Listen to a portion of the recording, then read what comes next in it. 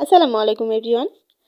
আজকে আমি একটি নতুন ধরনের ভিডিও নিয়ে উপস্থিত হয়েছি আপনাদের সামনে।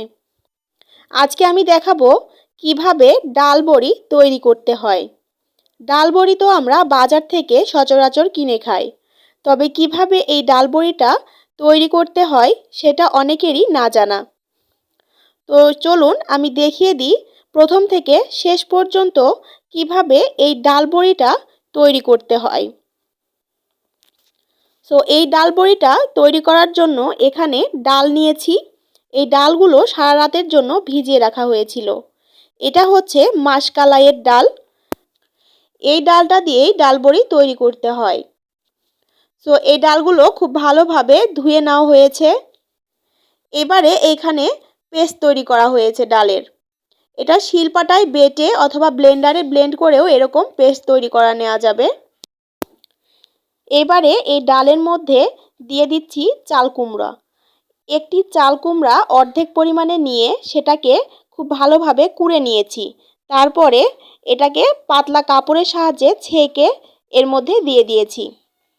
এরপরে দিয়ে দিলাম মৌরি ও গোটা জিরা। এখানে এই গোটা মশলাগুলো অ্যাড করলে বড়িটা খেতে অনেক বেশি মজার হয়। এরপরে দিয়ে দিলাম কালো জিরা। এই 3 ধরনের গোটা মশলা দিয়ে এই সব উপকরণগুলোকে খুব ভালোভাবে ফেটে নিতে হবে। এই বড়িটা তৈরি করার একটি মেন বিষয় হচ্ছে এই বড়ির ডালগুলো খুব ভালোভাবে হাত দিয়ে ফেটিয়ে নিতে হয়। এই ফেটানোটা যদি কম বেশি হয় তাহলেই বড়িগুলো নষ্ট হয়ে যায়। আমি যেহেতু ক্যামেরা ধরেছিলাম এক হাতে, সে কারণে আর এক হাত দিয়ে ভালোভাবে ফেটাতে পারছিলাম না। এবারে সেম প্রসেসে আমি আরও এক ধরনের বড়ি তৈরি করে দেখাবো আপনাদেরকে। এটা হচ্ছে পেঁয়াজ দিয়ে তৈরি করছি আমি। সেমভাবে ডাল বেটে তার মধ্যে জিরা, কালো জিরা ও মৌরি দিয়েছি। তারপরে দিয়ে দিলাম একদম কুচি করে কেটে নেওয়া পেঁয়াজ। এবারে এই পেঁয়াজ ও ডালগুলো খুব ভালোভাবে ফেটে নিতে হবে। আমি যেহেতু ফেটিয়ে নিতে পারছিলাম না, এ কারণে আমার এক চাচি আমাকে এই ডালগুলো ফেটিয়ে নিতে সাহায্য করেছে। এই ডালগুলো ফেটিয়ে নিতে অনেক বেশি সময়ের প্রয়োজন হয়। ডালগুলো ফেটাতে ফেটাতে কখন বুঝতে পারবেন যে এই ডালগুলো বড়ি তৈরির জন্য পারফেক্ট হয়েছে। একটি পাত্রে পানি নিয়ে সেখানে একটু ডাল ছাড়লে দেখা যাবে ডালগুলো পানির মধ্যে ভাসছে। ওই পর্যায়ে বোঝা যাবে যে এই ডালগুলো এবারে বড়ি তৈরি করার জন্য পারফেক্টভাবে ফেটানো হয়েছে। এবারে দেখুন একটি বাঁশের চাটাইয়ের উপরে কিভাবে বড়িগুলো দেয়া হচ্ছে। আমাদের এই চাচিটা এই বড়িগুলো দিতে আমাদেরকে প্রথম থেকে শেষ অবধি সাহায্য করেছে। এই যে দেখুন সবগুলো বড়ি একে একে কত সুন্দরভাবে এই চাটায়ে বসিয়ে দেওয়া হচ্ছে। এখানে আরও আরও আরও বড়ি শুকাতে দেওয়া হয়েছে। এগুলো বাজারে বিক্রির জন্য তৈরি হয়েছে।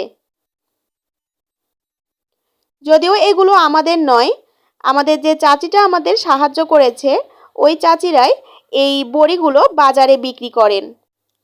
এ কারণে বাসায় খাবার জন্য আমরা এই বড়িগুলো চাচির কাছ থেকেই তৈরি করে নিচ্ছি। এবারে পেঁয়াজ দেওয়া যে ডাল ছিল ওইটাকে ফেটানো হচ্ছে। পেঁয়াজ দেওয়া ডালগুলো যখন ফেটানো হয়ে গেছে তখন এই ডাল দিয়েও বড়িগুলো বসানো হচ্ছে। সেম প্রসেসেই কুমড়া বড়ি ও পেঁয়াজের বড়িগুলো চাটাইয়ের উপরে বসিয়ে দেওয়া হয়েছে। যারা শুধুমাত্র ডাল বড়ি খেতে পছন্দ করেন তারা এখানে কুমড়া বা পেঁয়াজ স্কিপ করে শুধুমাত্র ডাল দিয়ে সেমভাবে বড়ি তৈরি করে নিতে পারেন। তবে চাল কুমড়া দিয়ে আর পেঁয়াজ দিয়ে এইরকমভাবে বড়ি তৈরি করলে অনেক বেশি মজা হয়। এবারে 3 দিন যাবৎ টানা রোদে এই বড়িগুলোকে শুকিয়ে নিতে হবে। রোদ কম হলে কিন্তু এই বড়িগুলো খেতে একদম খারাপ লাগবে। 2 দিন যাবৎ রোদ্রে শুকানোর পর এই বড়িগুলো উল্টে পাল্টে আরও একদিন শুকিয়ে নিয়েছি। মোট 3 দিন যাবৎ এই বড়িগুলো শুকিয়ে নিতে হয়েছে। তারপরে রোদ থেকে উঠানো হয়েছে। এই যে এগুলো হচ্ছে পেঁয়াজ দেয়া বড়ি, আর পাশেরগুলো হচ্ছে কুমড়া বড়ি। সো ফ্রেন্ডস, আশা করছি ভিডিওটি দেখে আপনারা উপকৃত হয়েছেন। ভিডিওটি ভালো লেগে থাকলে একটি লাইক দেবেন। আজকের মতো বিদায় নিচ্ছি। আল্লাহ হাফিজ।